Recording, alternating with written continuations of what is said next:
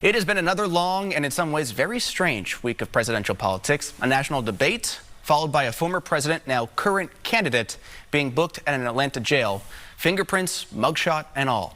But the campaign continues as Republicans travel here to New Hampshire, continuing to make their case to Granite Staters.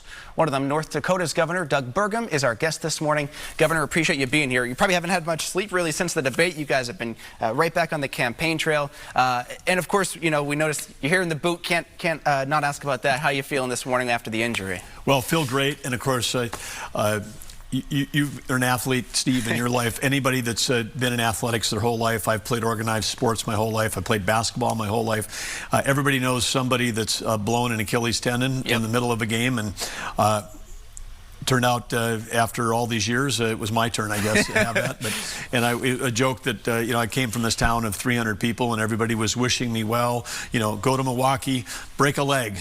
I took it a little too seriously with their encouragement going into the debate, I guess. Yeah, at least they had the Bucks team coach there on the orthopedic on hand to help you out there. Yeah, absolutely. That was pretty cool. So we're glad you're here. Glad you're doing well back on the campaign trail. Now, you did make the debate stage there in Milwaukee this week. Did you get as much time as you were hoping to discuss? I think the numbers were about 8 minutes. You spoke 7 times in 2 hours. Did you feel like you really got a chance to introduce yourself to the nation? Well, we were coming in as the least known candidate, so we thought it was a great opportunity to make that introduction. Of course, they call these debates, but, you know, let's just call it what it is. I mean, this is political theater, it's entertainment. The people that, you know, argue the most, that interrupt the most, that have the most, toss the most insults back and forth, they get the most airtime. Is that helpful to, you know, voters trying to decide who should lead the country? You know, from the private sector, I was involved for over 30 years, you know, making payroll, creating great jobs. I mean, starting as a, you know, young entrepreneur with a 10-person startup going all the way to leading, you know, global companies with thousands of team members.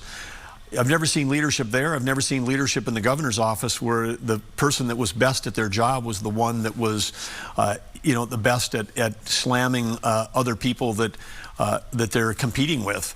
It didn't work when we were trying to convince our customers, you know, hey, buy our product versus someone else's. I mean, you need to talk about what you're going to do for in this case, the voter, as opposed to, you know, how bad the other person is. But American politics have devolved into that, and so it was an interesting night.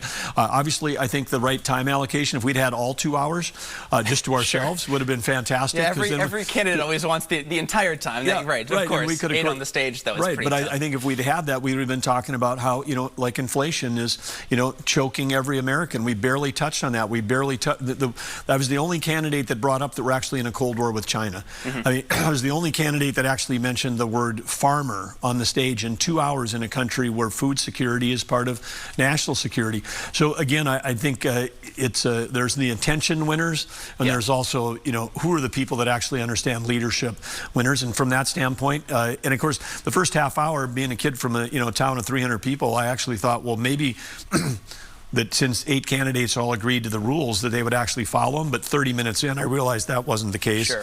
And so we jumped in, and as we say, we won the 4th quarter, staying with the sports analogy. I saw you mention that. Sticking with the sports there. So that was more of an intentional choice, not to jump into the fray with, you know, the arguments or the back and forth, but rather to focus on your message as you were trying to get through those 2 hours. Yeah. Okay. No, I did want to ask you about some of the topics that made news there. One of the things that a lot of people noticed was your take on the abortion issue, which has become a big issue here. You said it should be left to the states, pointing to the 10th Amendment and federalism. As governor, you signed a 6-week abortion law there in North Dakota. Do you think Republicans' hard line on abortion will lead to a loss in November? It was certainly a clear motivator when it came to 2022.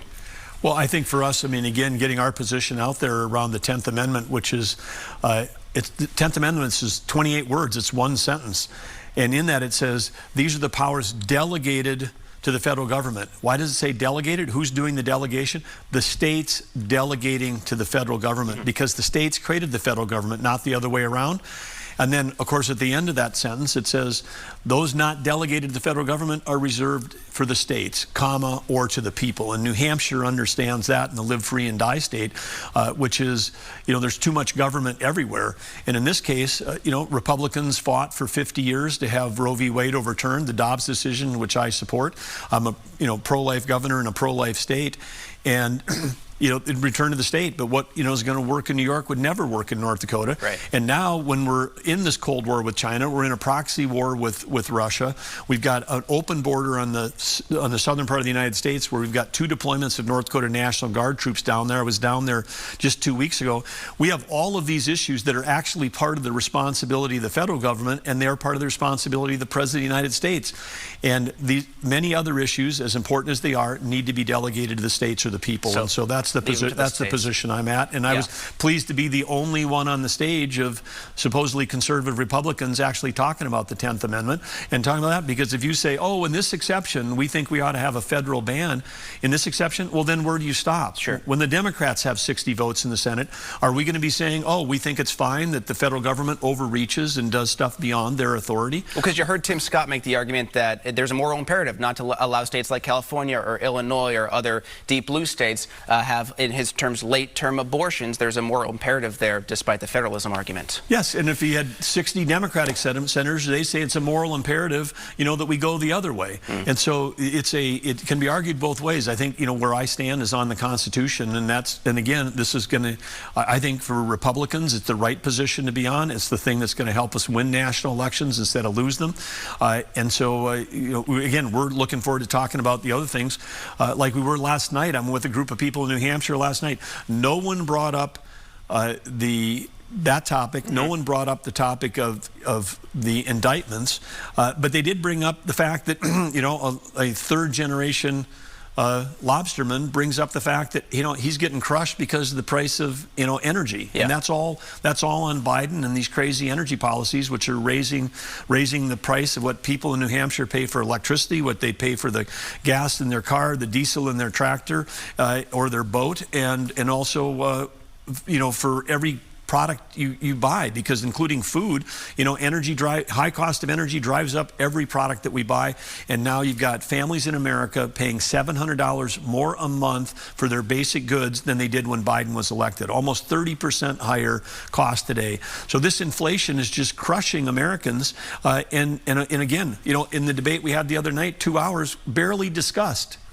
Right. And Governor, you brought that up on the stage about the economy. You also talked about foreign policy, tying China and Russia really together when it comes to national security. Wanted to ask you about the news this week about Yevgeny Prigozhin in Russia. Plane went down, 10 people on board. There is some suspicion that Putin may have been involved in that. How do you deal with someone who's willing to go that far if, in fact, he was involved with taking down the person who led a little bit of a rebellion against his government? Well, I'm the least surprised guy in the world here, because I've been saying for a long time, even before I was a presidential candidate, that Russia is not a country. Americans can't think of Russia as a country with a president. It's a series of mob bosses.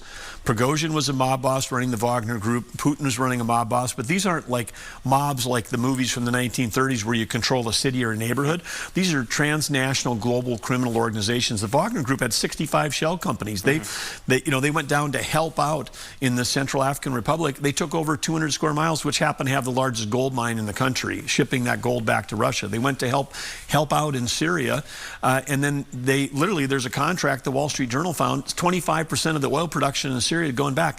Putin was getting a cut of that. He's one of the richest guys in the world. I mean, these are large criminal organizations, and we know what happens if one mob boss crosses another one. They get taken out. And so, not surprising at all, but we have to think about this differently. And Russia's become China's gas station. If we let Russia win, if we just say, hey, Russia, come on in, it's a failure. It's a failure. There's a real direct impact on Americans. But it goes back to, everyone's asking on the debate, are we spending enough money or too much money in Ukraine? The real question to ask is, why did Russia invade Ukraine? Why were they able to do that? They were able to do that because the deterrence that the Biden administration have, that's strength through peace, Ronald Reagan. Strength through, peace through strength is when you have deterrence. But if you withdraw from Afghanistan and just say, have it, go ahead, China, come in here a week after we leave, take Bagram Air Force Base, take tens of billions of equipment and start, harvesting rare earth minerals in all across Afghanistan. If you think that's fine. And then he made a comment that sort of green-lighted Putin coming in, and then all of Western Europe was completely dependent on Russian energy. Putin could invade and actually make more money personally because the price of oil went up. And then 6 months later, because we didn't have sanctions figured out ahead of time to stop, a real deterrent on economic sanctions, we blatantly put sanctions on Russia. Russia's oil goes down 20%. China's getting their energy 20% off. New Hampshire's paying more than they should. China's paying less than they should because of the Biden foreign policy actions. Governor, will we hear more from you on the second debate as well? You expecting to be on the stage there? Absolutely. We're looking forward to it, and great to be with you, Steve, and great to be in New Hampshire always. Governor Doug Burgum, appreciate your time today. Thanks for joining us this morning. Thank you. Great.